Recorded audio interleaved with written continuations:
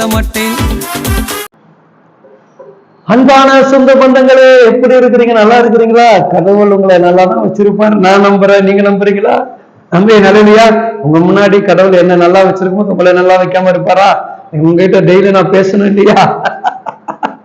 ஒவ்வொரு நாள் நீங்க என் முகத்தை பார்க்கணும் இல்லையா? அப்ப என்ன நல்லா வைக்கும் போது பாக்குற முகத்தை இதோட அதிகமா அவர் நல்லா வச்சிருப்பாரு. நான் நம்புறேன். அப்ப நம்ம கூட இருக்கிற சகோதர சகோதரிகளே, இந்த நாளும் இதை குறிச்சு நீங்க என்ன பண்ணாதீங்க, சிந்திக்காதீங்க, கவலைப்படாதீங்க. சூழ்நிலைகள் எல்லாம் ஒரு நாள் மாறும், வேதனைகள் எல்லாம் ஒரு நாள் மாறும். அவரை தேட தேட நம்முடைய வாழ்க்கை என்ன பண்ணுங்க, மிகுந்த சந்தோஷம் மகிழ்ச்சியாக அது காணப்படும். இந்த நாட்களிலும் ஆவியானவர் உங்களோடு இருந்து பலமான காரியங்களை அவர் செய்வாராக. அல்லேலூயா. கர்த்தருடைய வார்த்தைகள் தேவ பிள்ளைகளே, நான் உங்களுக்கு சொல்லுகிறேன். இந்த சங்கீத காரியத்தை 41 குறிச்சு நான் பேசிக்கிட்டே வர்றேன். அதுல முதல் வசனம் எனக்கு ரொம்ப மிகவும் அழகாக பிடிச்ச ஒரு வசனம். அல்லேலூயா. அதை உங்ககிட்ட பகிர்ந்து கொள்வதில் நான் ரொம்ப கர்த்தருக்குள்ள மகிழ்ச்சியாக காணப்படுகிறேன். அல்லேலூயா. ஏன்னா எனக்கு நிறைய பேர் தீங்கு செய்ய நினைப்பாங்க. எனக்கு நிறைய பேர் என்ன பண்ணுவாங்க, தீங்கு செய்ய நினைப்பாங்க இல்லையா?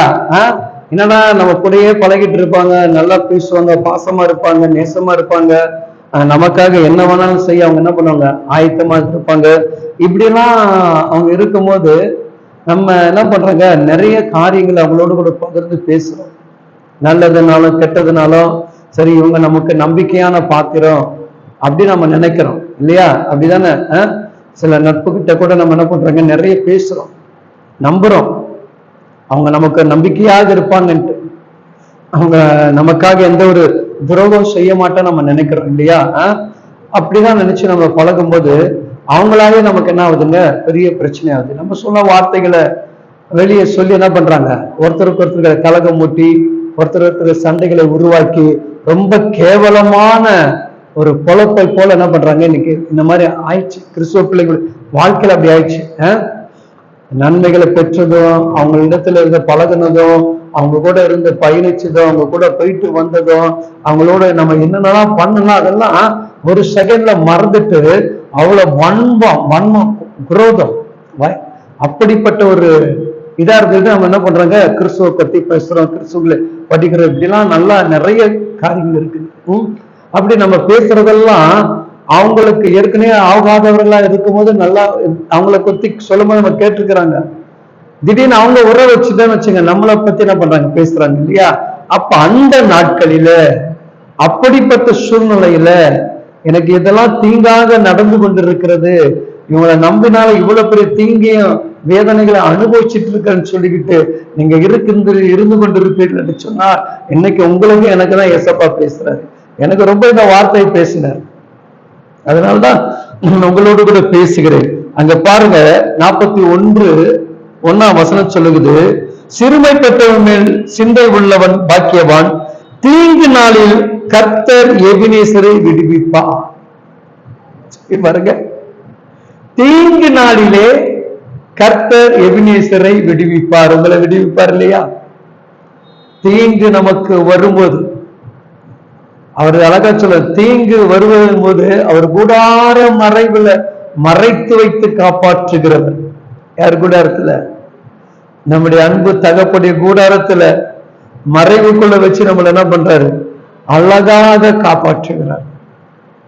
அதனால யாரிடத்துல நீ பேசும்போது கவனமா பேசுங்க.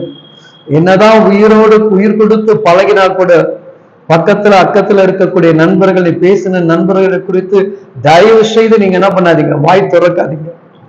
ஒருத்தரிடத்துல குறிச்சு கூட என்ன பண்ணாதீங்க, நல்லா இருக்கிறீங்களா, ஓகே சிஸ்டர், உங்களை குறிச்சு பேசுங்க, அவங்களை குறிச்சு பேசுங்க, மத்த யாரை குறிச்சு பேசாதீங்க. அவங்க பேச கேட்டுக்கிட்டு நமக்கு தீங்கு தான் வருதை கண்டி நன்மை வரல இல்லையா? அப்படி வஞ்சனை நிறைந்த உலகத்துல இருக்கிறோம். அது இன்னைக்கு நிறைய சபைக்குள்ளையும் கிறிஸ்துவ பிள்ளைகளுக்குள்ளோ இன்னைக்கு வேகமா அதுதான் காணப்படுகிறது. அந்த தீய கிரியை தான் அதிகமாக கிறிஸ்துடைய சமூகத்துல வளர்ந்து கொண்டிருக்கிறது. ஒருத்தர் மேல பொறாமை கொள்ளுகிறது, ஒருத்தரை துர்குணமாக பார்க்கிறது, ஒருத்தரை கேவலமாக பேசுகிறது, அது கொஞ்சம் கூட பயப்படாம கர்த்தருடைய நாமம் மகிமைப்படாம போகிறது அந்த உணர்வு கூட கிடையாது.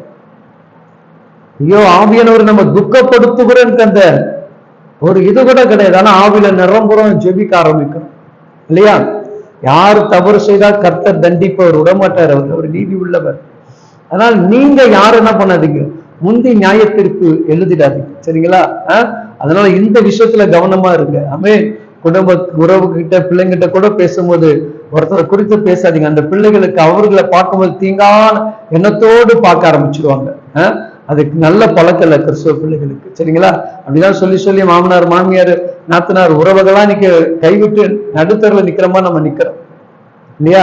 எந்த உறவு பக்கத்துல இருக்குதா பாத்தீங்களா? ஒரு உறவு நமக்கு இல்லை. இந்த கிறிஸ்துவ உறவை நம்பிக்கிட்டு, கிறிஸ்துவ பிள்ளைகளை நம்பிக்கிட்டு, இவங்களை குறிச்சு அவங்ககிட்ட போய் அவங்களை குறிச்சு, அது கூட நமக்கு கடைசி வரைக்கும் நிலை கிடையாது.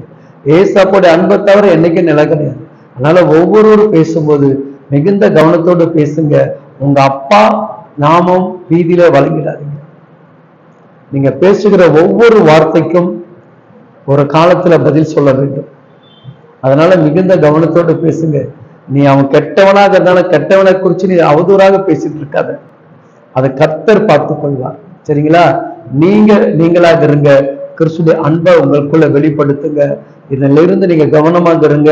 யார்கிட்ட பேசும்போது மிகுந்த ஜாக்கிரதையா பேசுங்க. சகோதர சகோதரிகளே, உன் வேலையில கூட நீ நெருங்கி பழகும் போது வேலையில இருக்க சக மனுஷன்கிட்ட பேசி சொல்லிட்டு வச்சுக்க, அவன் அவங்க கிட்ட பேசிடுவான். இந்த மகன் இந்த பிள்ளை இந்த மாதிரி பேசுன்னு சொல்லி உங்களையும் என்ன பண்றாங்க, தீங்குக்குள்ள கொண்டு போய் நிறுத்திடுவாங்க. அதனால மிகுந்த கவனத்தோடு பேசும்போது ஞானமாக பேசுங்க. யாருக்கிட்ட என்ன வார்த்தை பேசணுன்ட்டு தெய்வத்தை புத்தி அறிவு ஞானத்தை கேளுங்க. கேட்டு அதன்படி செயல்படுங்க. கர்த்தர் உங்கள் தீங்குக்கள் வராதபடி உங்களையும் உங்களுடைய குடும்பத்தையும் அவர் காப்பாற்றுவாராக. ஆமென், ஆமென்.